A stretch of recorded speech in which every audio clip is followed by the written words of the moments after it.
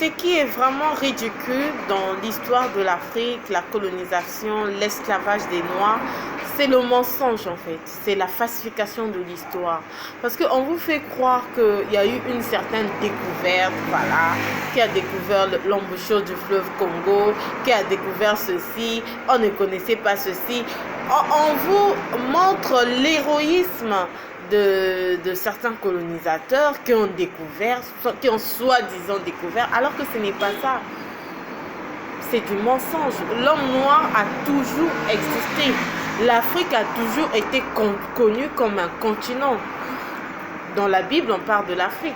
Dans la Bible, on parle des Africains. Salomon a parlé d'une reine noire africaine.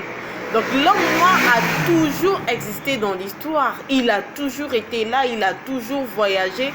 Parce qu'à un moment, quand tu lis dans le Nouveau Testament, la Bible parle d'un financier du roi, un Africain financier du roi qui lisait les évangiles. Philippe est venu à lui. Vous voyez, et même quand certains Africains s'embrouillent en disant que non, en fait la Bible nous a été apportée. Non, l'homme noir a toujours été dans l'histoire. Ils font semblant d'ignorer nos capacités, de ne pas nous connaître. Ils nous ont toujours connus. Nous avons toujours été là.